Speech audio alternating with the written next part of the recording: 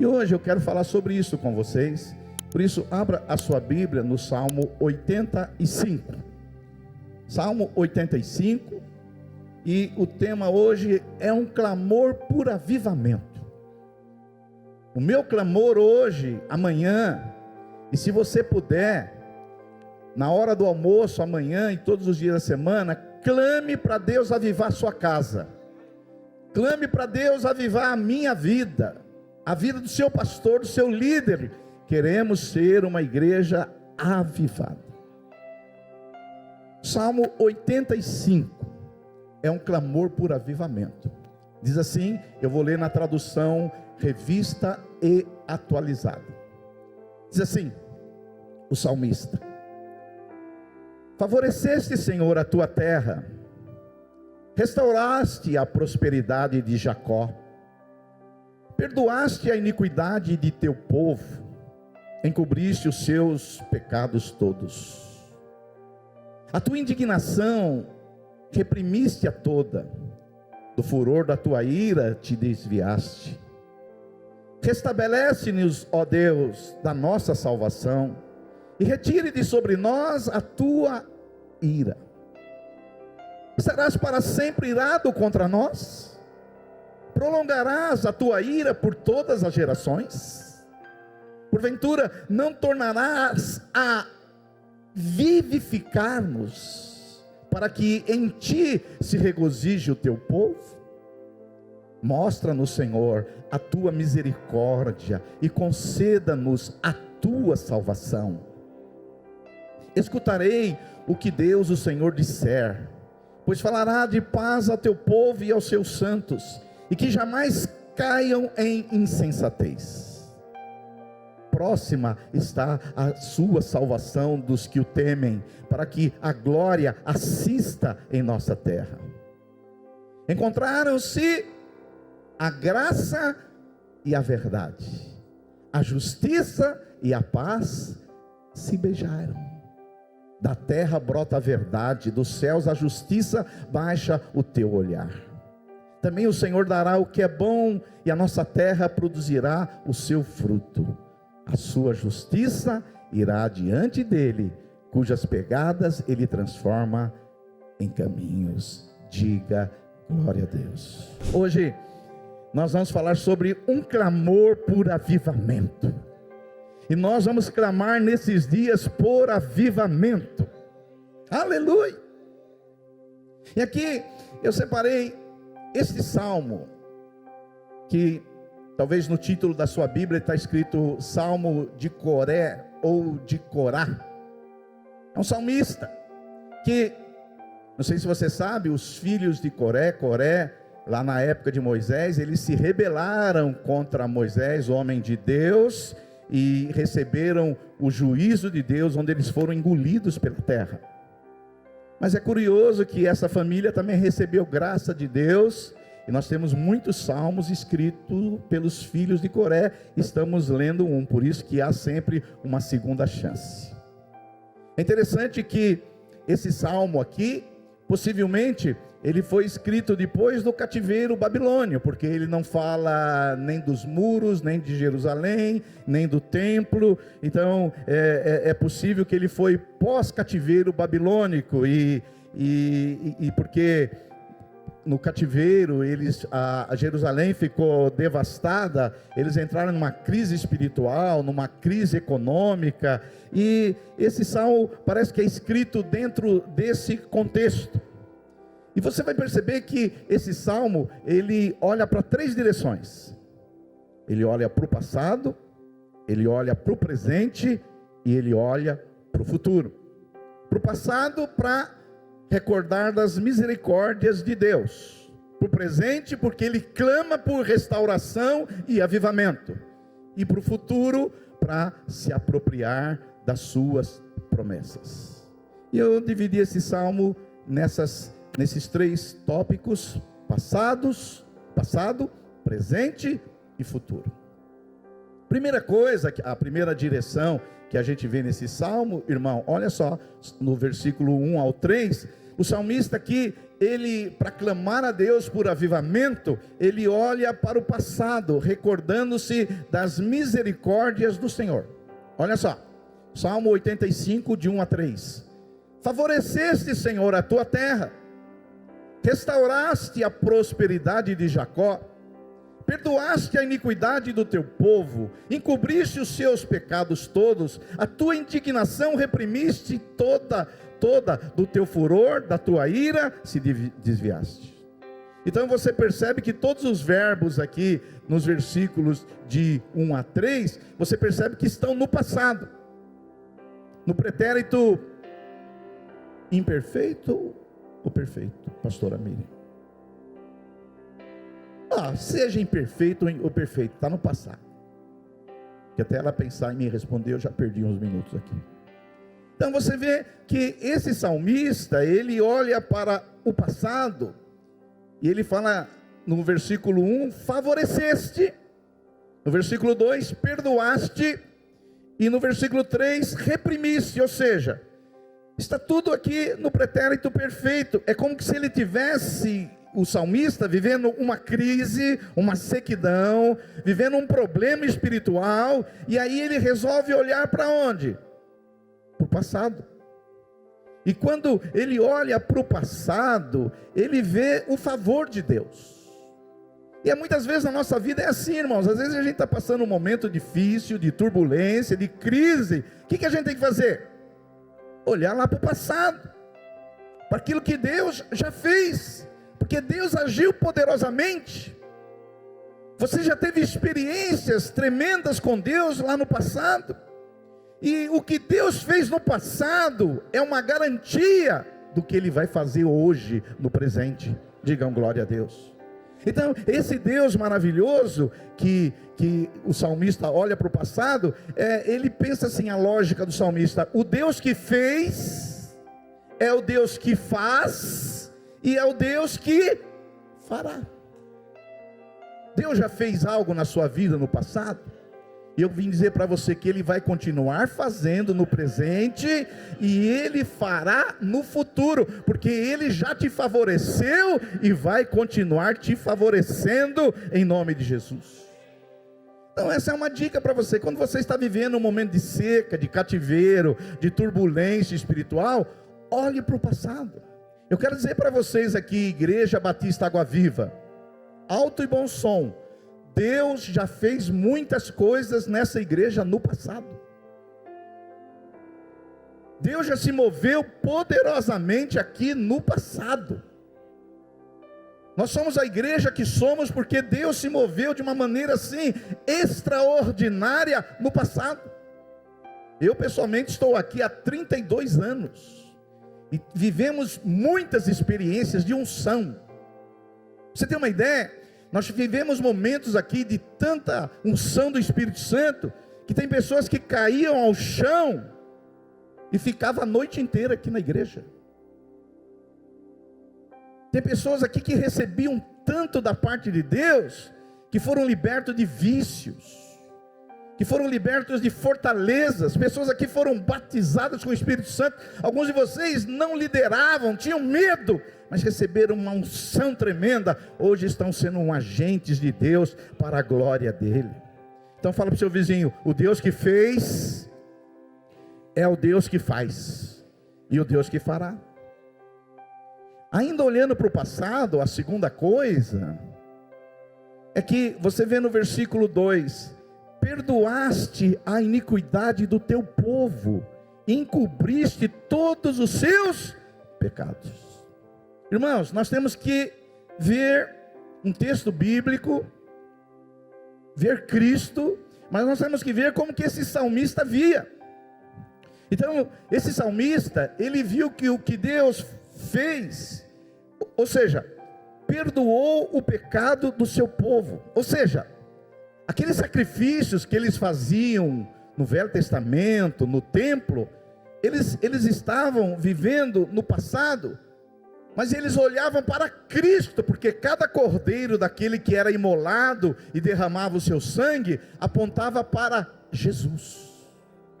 Hoje, nós não estamos mais no passado, Jesus já veio, já morreu por nós na cruz. Hoje nós não olhamos como eles olhavam para o futuro, para o Cordeiro de Deus que viria, representado num animal. Hoje nós olhamos para trás, para o passado, olhamos para a cruz de Cristo, por aquilo que Ele fez por nós, derramando o seu sangue lá na cruz. Alguém pode dizer glória a Deus aí? Aleluia! Então nós olhamos para trás, por aquilo que Cristo fez por nós. E eles olhavam para o futuro, porque aqueles cordeiros, eles apenas colocavam o pecado embaixo do tapete, mas nós olhamos para trás, porque Cristo na cruz do Calvário levou todos os nossos pecados e todas as nossas iniquidades. Diga glória a Deus. E fomos justificados por Ele. Hoje aquele Jesus que não conheceu o pecado, se fez pecado por nós, para que nele fôssemos justiça de Deus. Fomos perdoados em Cristo Jesus e fomos declarados justos diante do Pai. Olhando para o passado ainda, olha só o verso 3: a tua indignação reprimiste toda, do furor da tua ira te desviaste. Você sabe que Deus é santo, e o pecado é maligníssimo, e afronta a santidade de Deus. O pecado exigia o quê? Uma justiça, e o pecado era o salário da morte, e Deus, na sua graça e na sua bondade, fez com que a sua ira fosse derramada na cruz do Calvário. Ali na cruz do Calvário, Jesus recebeu toda a ira de Deus. Por isso que Jesus disse: Eloi, Eloi, lama sabachthani, em aramaico, que quer dizer: Deus meu, por que me desamparaste? Ou seja, Jesus ali naquela cruz recebeu toda a ira de Deus. Todos os pecados dos homens estavam ali na cruz. O meu, o seu, o nosso pecado. E hoje nós não somos mais filhos da ira, nós somos filhos de Deus. Alguém pode dar glória a Deus por isso? Por isso que nós temos que ser generosos, pastor Alain. Porque quando nós estávamos no reino das trevas, nós éramos filhos da ira. E hoje, porque nós recebemos o sacrifício vicário, substitutivo de Jesus, e somos do reino de Deus, nós somos filhos de Deus. A ira de Deus não está mais sobre a sua vida. Alguém crê nisso? Dê glória a Deus. Então, esse salmista, ele estava olhando para o passado. Essa é a primeira coisa que a gente vê nesse salmo. O segundo olhar que a gente vê nesse salmo é olhando para o presente. O salmista agora, ele olha para o presente com um clamor por restauração e avivamento. Olha só o verso 4. Restabelece-nos, olha aí só, saiu do pretérito perfeito e agora veio para o presente. Restabelece-nos, ó Deus da nossa salvação, e retira de nós a tua ira. Eu sei que tem muitos irmãos, e eu conheço gente querida que acredita assim, que ele acredita que esse salmo está querendo dizer que eu perdi a salvação e eu preciso restabelecer a salvação. Mas nós não cremos assim aqui na Água Viva. Nós não acreditamos que nós perdemos a salvação. O que nós acreditamos é o seguinte: se você nasceu de novo, você é uma nova criatura. Se você nasceu de novo, você agora é filho de Deus. Se você nasceu de novo, você é ovelha de Cristo. Se você nasceu de novo, você é herdeiro de Deus e co-herdeiro de Cristo. Se você nasceu de novo, você é cidadão do céu. Se você nasceu de novo, o seu nome está escrito no livro da vida do Cordeiro. Diga glória a Deus. Agora, a salvação não acreditamos que nós perdemos, mas nós acreditamos que nós podemos perder a unção, o brilho, a glória, a paixão, a devoção, a vida piedosa, isso perdemos. Por quê? Nós entendemos que o salmista aqui, ele está dizendo: Senhor, restaura a minha salvação, no sentido de restaura, Senhor, a intimidade que eu tinha contigo, restaura a afinidade que eu tinha contigo, restaura, Senhor, o brilho que eu tinha antes, restaura, Senhor, o amor que eu tinha antes. Por quê? Porque muitas pessoas perderam o brilho do Pai, não perderam a salvação, porque o seu nome está escrito no livro da vida do Cordeiro e ninguém pode tirar. Mas nós podemos perder o quê? A unção, o brilho, a intimidade, o relacionamento. Um bom exemplo na antiga aliança disso é Absalão. Absalão era filho do rei, mas não tinha intimidade com o rei. Ele era filho de Davi, mas ele não estava próximo de Davi. É o que acontece com muitos crentes hoje. Eles são filhos de Deus, são povo de Deus, são nascidos de novo, mas perderam a intimidade com o Pai. Por isso que o salmista aqui clama por um avivamento, por uma restauração de intimidade, porque às vezes a nossa vida está seca. Às vezes a nossa vida está assim, sem mais intimidade. E o salmista aqui, em outras palavras, ele está dizendo: Senhor, restaura, Senhor, aquilo que eu tinha antes, Senhor, restaura o primeiro amor, restaura aquela paixão que eu tinha antes, restaura o meu coração. Ele clama, o salmista, para que a ira de Deus seja suspensa. Olha só o verso 5 do Salmo 85. Estarás sempre irado contra nós? Prolongarás a tua ira por todas as gerações? Tem pessoas que nasceram de novo, são filhas de Deus, mas elas não têm mais um relacionamento com Deus. Ela não tem mais o favor de Deus, ela não tem mais aquela intimidade com o Espírito Santo, ela não tem mais aquele relacionamento, porque o povo de Deus é um povo que dá gosto para Deus e não desgosto, e nós queremos ser o prazer de Deus, nós queremos ser a alegria de Deus, nós queremos provocar um sorriso nos lábios de Deus. E o salmista, ele diz assim: estarás para sempre irado contra nós? Prolongarás a tua ira por todas as gerações? Irmãos, nós temos que reconhecer que Deus precisa restabelecer na nossa vida um relacionamento íntimo com Ele. Nós já vivemos experiências no passado, e glória a Deus, porque o Senhor nos favoreceu e nos abençoou. Mas nós não podemos viver só do passado. O Deus que fez lá é o Deus que faz hoje, é o Deus que continua fazendo. Porque tem irmãos que tiveram grandes experiências com Deus, e você vai conversar com eles, eles só falam dessas experiências do passado. Tem pessoas que você vai conversar com ela: lembra quando eu tive aquela experiência com Deus? Lembra quando eu comecei a orar em línguas? Lembra quando eu fui batizado com fogo? Lembra quando eu recebi aquele dom espiritual? Tem gente que só vive do passado. Eu sei que é muito vulgar o que eu vou falar, mas eu vou dizer para você: quem vive do passado é museu e arqueólogo. Nós somos o povo vivo, porque o Deus que fez ontem é o Deus que faz hoje.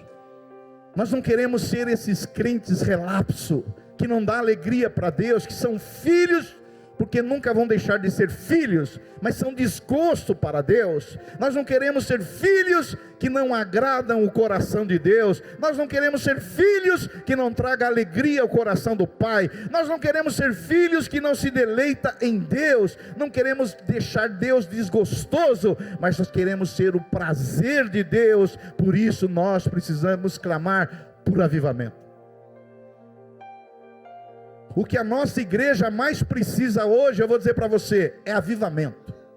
Eu preciso de avivamento, os pastores precisam de avivamento, os discipuladores precisam de avivamento, os líderes de célula precisam de avivamento, os membros precisam de um agir poderoso de Deus, e o Deus que fez é o Deus que continua fazendo. Aleluia.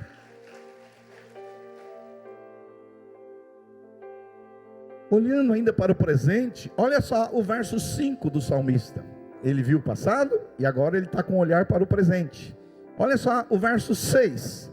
Ele diz assim: porventura não tornará a vivificar-nos.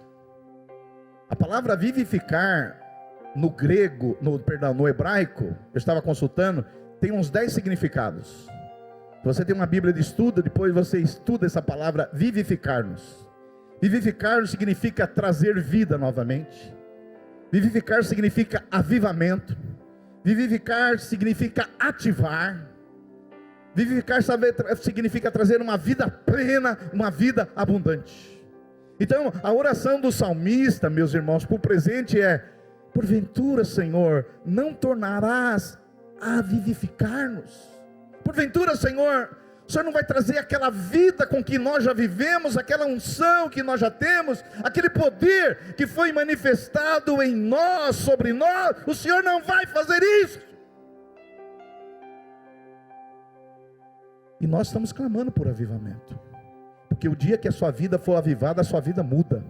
A sua vida de oração muda, a sua vida de leitura da palavra muda, a sua vida devocional muda, a sua célula avivada é uma outra coisa. E quando nós falamos avivamento, eu quero dizer 4 coisas. Primeira, avivamento é obra de Deus. Olha só: porventura não tornarás a vivificar-nos? Quem vivifica? Sou eu? Não. Quem vivifica? O Senhor. Mas para quem Ele vivifica? Para quem busca, para quem ora. Você pode estar vivendo uma sequidão espiritual. Se você falar: Senhor, eu quero ser vivificado, eu quero ser ativado, eu quero ser avivado, o Senhor vai fazer isso. Esse final de semana nós tivemos o Descende, e eu fico feliz que o pessoal do Ministério Dunamis encheram 5 estádios de futebol, 5 regiões, inclusive lá em Goiânia, o pastor Aloysio até pregou. Mas eu só tenho uma coisinha contra o Descende, e vou falar para você aqui. Que eu falo contra o Descende, que a gente não pode cair nesse erro, que eles acham que eles são o avivamento. Mas o salmista aqui não acha que ele era o avivamento. O salmista aqui está orando pelo avivamento. Porque eu não produzo avivamento, mesmo que eu encha a igreja, encha o estádio de futebol. Quem traz o avivamento é o Espírito Santo. É uma ação soberana. Então, eu gostei muito dessas reuniões, mas eu acho que essas reuniões eles teriam que ir buscar o avivamento. Agora, dizer que eu já estou no avivamento e que encher estádios é avivamento, isso aí eu acho que é uma certa presunção. Porque lembre-se, depois que você acha que você está no topo da montanha, o próximo passo é só descida. Mas quando você acha que está buscando o avivamento, você está subindo a montanha. Essa é uma questão só que estou colocando para você. Nós não achamos que nós somos a igreja do avivamento, mas nós somos uma igreja que estamos buscando o avivamento. Buscando o avivamento. Queremos ser uma igreja avivada e vamos buscar. O salmista diz no verso 6: porventura não tornarás a vivificar-nos, para que em ti se regozije o seu povo? Então, o avivamento é uma obra exclusiva de Deus. Nós estamos aqui na conferência e vamos estar aqui aos domingos, às quartas-feiras, orando, clamando por avivamento. Mas eu não produzo avivamento. Quem produz avivamento é o Espírito Santo. É uma ação soberana do Espírito Santo. Avivamento é uma obra extraordinária e exclusiva de Deus. Somente Deus pode avivar a igreja. E nós estamos aqui. Senhor, avive a igreja, aviva a minha célula, aviva meu marido, aviva minha mulher, aviva meus filhos, aviva esse ministério, aviva o Brasil, aviva o mundo. Espírito Santo, sopre poderosamente sobre nós. Então, nós cremos no avivamento porque Deus é capaz de fazer qualquer coisa. Certa ocasião, o povo de Israel estava vivendo uma sequidão, um deserto. E Deus chamou o profeta Ezequiel e levou ele, tipo num cemitério. Levou ele para fora da cidade. E o que ele viu lá no cemitério?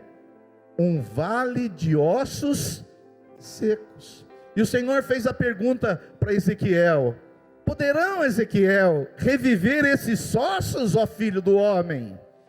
E Ezequiel respondeu: Senhor, tu sabes. Deus não só sabe, Deus pode pegar um vale de ossos secos e fazer dele um grande exército para a glória dele.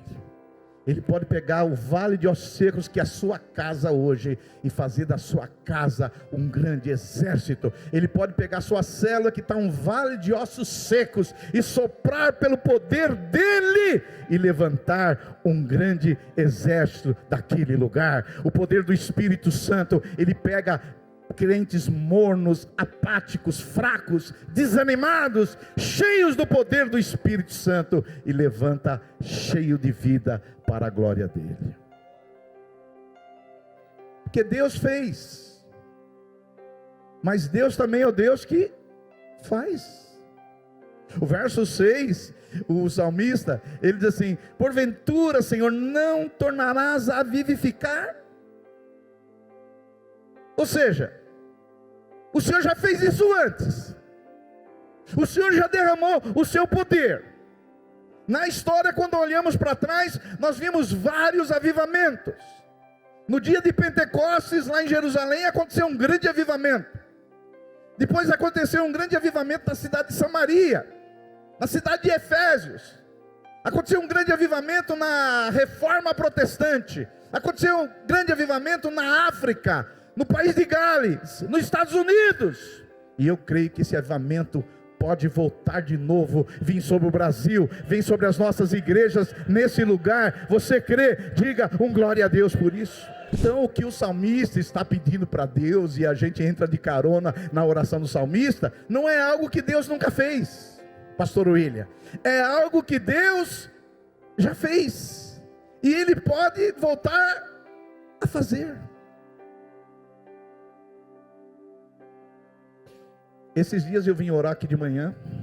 Todos os dias o prédio dessa igreja está aberto para você vir orar. Eu sei que alguns de vocês oram em casa.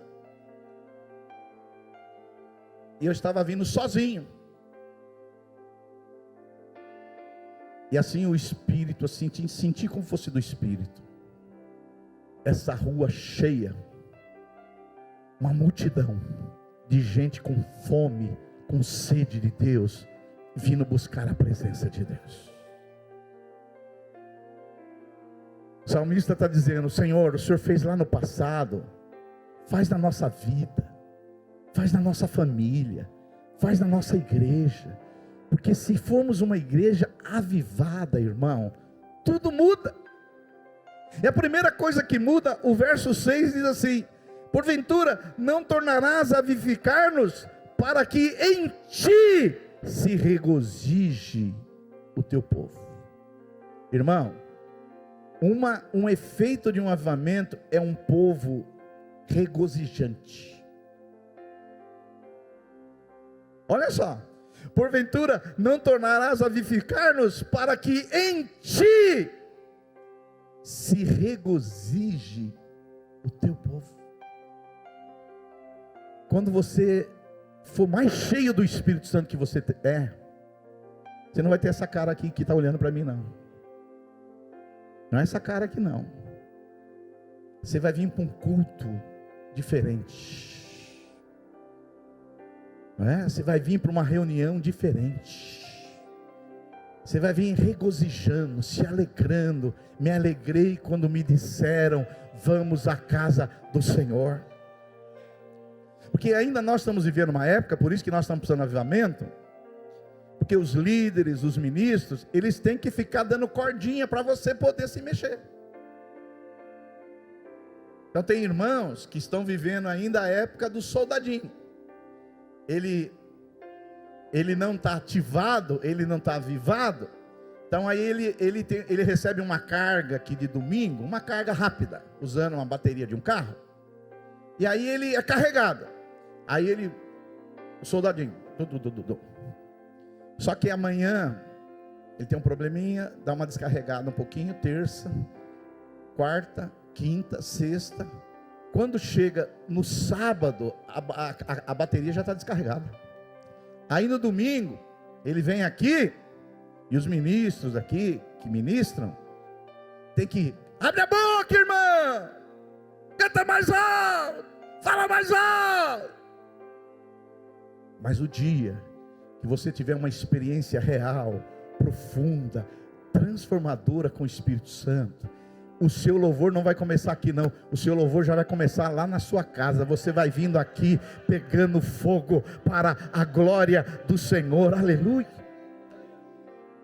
Eu já preguei numa igreja no Chile, em Santiago, que era assim, as pessoas não chegavam para cantar, elas já vinham nas ruas louvando a Deus. Quando elas chegavam, o ministro só tocava a música e o povo já cantava. E eu creio que Deus pode fazer isso nessa igreja e nessa cidade. O povo ser tão alegre, tão regozijante, tão feliz. Eu vou encontrar com o meu Deus, eu vou encontrar com o Rei, aleluia. Porque tem gente que a alegria dele não está no Senhor. Tem gente que a alegria dele às vezes está na tradição. Tem gente que a alegria dele está na história dele. Tem gente que a alegria está na doutrina evangélica. Tem gente que a doutrina está no conhecimento. Tem gente que a alegria dele está na música. Tem gente que a alegria dele é o conhecimento teológico, intelectual. Mas avivamento não. Avivamento é ter alegria em Deus. Quando Deus é a minha motivação, quando Deus é a minha busca, quando Ele, como nós cantamos, é o meu maior tesouro, quando Ele é a paixão da minha alma, Ele é a minha motivação, Ele é o motor da minha alma, Ele é o oxigênio dos meus pulmões, Ele é a razão da minha vida. Aí você tem uma igreja avivada.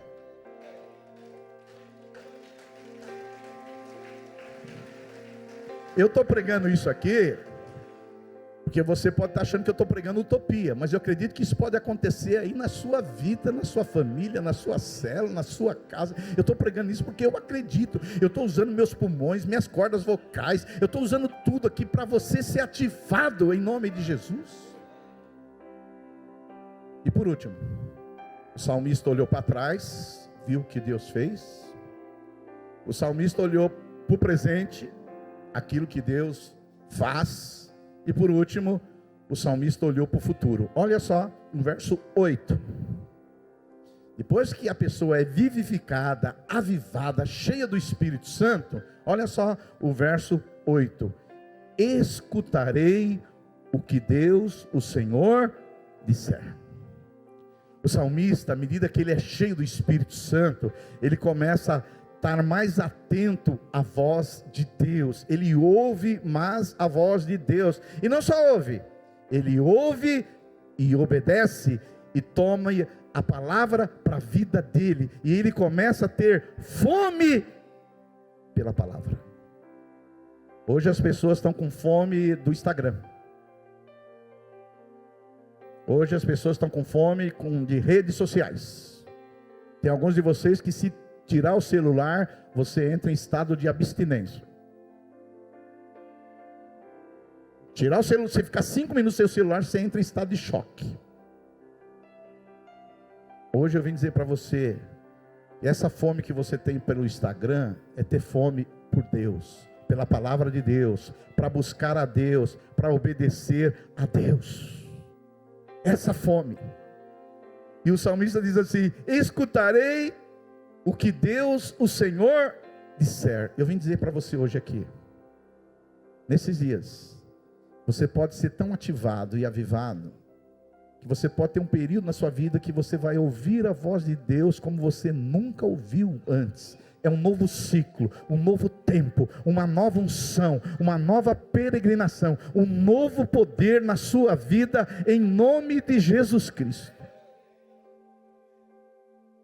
E o salmista no verso 9, estou quase concluindo, ele diz assim: para que a glória habite em nossa terra. Eu não sei se você sabe, essa palavra glória, ela é muito forte para que a glória habite em nossa terra. Você sabe, Deus é onipresente, ou seja, Deus está em todos os lugares ao mesmo tempo. Deus é onipresente. Deus está até no inferno, você sabia? Porque se Ele não estiver no inferno, Ele não é onipresente. Deus está em todos os lugares. Então quando você fala Deus está aqui, é uma verdade. Até as pessoas do inferno podem dizer Deus está aqui, porque não há lugar que a onipresença de Deus não preencha.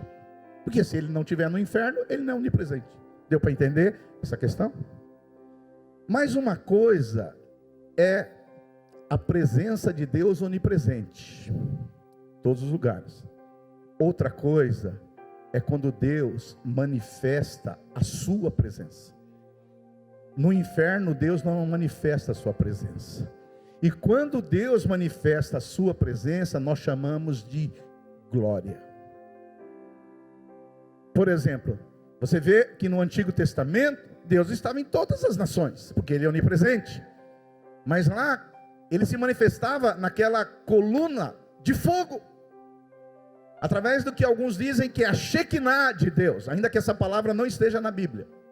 Mas era uma manifestação da presença, da glória de Deus. Por exemplo, quando Jesus estava no Monte Tabor, que era o Monte da Transfiguração, ali houve uma glória de Deus. Sabe, irmãos, eu creio que nesses dias, Deus não quer estar no nosso meio só com a sua onipresença. Ele quer manifestar a sua presença. E quando Ele manifesta a sua presença, a glória dEle vem, a glória dEle é derramada em nome de Jesus Cristo. Eu creio que nesses próximos dias, se nós orarmos por avivamento, se clamarmos por avivamento, se amarmos a Deus, tivermos fome da palavra de Deus, haverá uma glória sobre as nossas vidas, que ainda nós não experimentamos. Se você crê, dê um glória a Deus aí. Eu não sei você, mas provavelmente eu já tive algumas experiências de glória de Deus. Eu já tive algumas experiências de ficar horas no chão, de experimentar a glória de Deus. Eu já tive experiência do corpo todo queimar, o fogo descer, é glória de Deus. E eu creio que nesses dias, se nós formos uma igreja que ame a Deus, tenha fome, apetite pela glória de Deus, Deus não vai ser somente um Deus onipresente, Ele vai manifestar a sua presença gloriosamente. Irmãos, uma igreja que é marcada pela glória de Deus, as pessoas percebem. Alguns anos atrás, nós tivemos muitas experiências aqui. Quem ministrou na nossa igreja foi o pastor e cantor Juliano Som. Já ouviram falar do Juliano Som? Ele veio ministrar na nossa igreja. E eu me lembro, ele estava aqui ensaiando. Mas havia uma glória nesse lugar. E eu vim para cumprimentá-lo. Quando eu pisei na porta desse prédio, eu já senti uma unção. Uma glória, um poder extraordinário. Uma unção que era quase palpável, a nuvem de glória, a Shekinah que o Senhor derramou aqui. Nós já experimentamos muito disso aqui, e o Deus que fez, é o Deus que faz, e é o Deus que vai fazer, em nome de Jesus Cristo, aleluia, aleluia. O salmista continua, porque eu quero terminar o salmo. Olha só o verso 10, talvez seja o versículo mais poético da Bíblia Sagrada. Olha o verso 10. Encontraram-se a graça e a verdade, a justiça e a paz se beijaram. Que coisa linda! Poesia bíblica, poesia hebraica. Agora, o salmista inspirado escreveu isso Mas ele não teve uma experiência com isso, porque a graça e a verdade é uma pessoa. O Evangelho de João 1,14 diz que a graça e a verdade, sabe quem é? Jesus. João 1,14 diz assim: o verbo se fez carne e habitou entre nós, cheio de graça e de verdade, e vimos a sua glória como unigênito do Pai. Graça e verdade é Jesus. Pastor, e a justiça e a paz? Quando que elas se beijaram? Na cruz do Calvário. Na cruz do Calvário, a justiça e a paz se beijaram. Por quê? Através de Cristo morrendo por nós, sendo justiça de Deus, aquele que não conheceu o pecado, se fez pecado por nós, para que nele fôssemos o quê? Justiça de Deus. E mediante a justiça de Deus que nós temos em Cristo, nós recebemos a paz que excede toda a compreensão e todo entendimento. Hoje nós temos a paz com Deus, a paz de Deus. Alguém pode dizer um glória a Deus aí? E por último, olha só o verso 12: também o Senhor dará o que é bom. Esse já é o efeito do avivamento. E a nossa terra produzirá o seu fruto. A justiça irá diante dele, cujas pegadas ele transforma em caminhos. Claro que na velha aliança, quando esse salmo foi escrito, o fruto representava o quê? O fruto da terra. A cidade estava devastada, em sequidão, e o salmista está dizendo assim: se nós te buscarmos, Senhor, se o meu povo que se chama pelo meu nome, orar, se humilhar, se converter dos seus maus caminhos, eu virei dos céus, perdoarei os seus pecados e sararei a sua terra. Se referindo que quando o povo buscava a Deus, a terra era frutífera. Mas hoje aqui, trazendo para o nosso contexto, para a igreja, quando nós buscamos o avivamento, nós vamos ter muitos frutos espirituais. O fruto do Espírito vai se manifestar na sua vida: o amor, a alegria, a paz, a bondade, a benignidade, a mansidão, o domínio próprio, a frutificação. Os filhos espirituais, eles virão sobre nós, porque quando tivermos uma igreja tão avivada, haverá um santo magnetismo que atrairá as pessoas para experimentarem a glória do Senhor. Você pode dizer amém? Então eu vim encerrar para você aqui dizendo o seguinte: nós não queremos ser uma igreja só do passado. O Deus que fez é o Deus que faz. O Deus que fez é o Deus que faz e fará. Eu creio nisso. Eu já vivi muitas experiências com Deus. Você deve ter vivido muitas experiências com Deus. Mas eu sei que Deus tem mais experiências com o Espírito Santo para cada um de nós. A minha pergunta para você é: você reconhece que você precisa de avivamento na sua vida pessoal? Eu vou repetir. Você reconhece que você precisa de avivamento na sua vida pessoal? Então fica de pé e nós vamos cantar.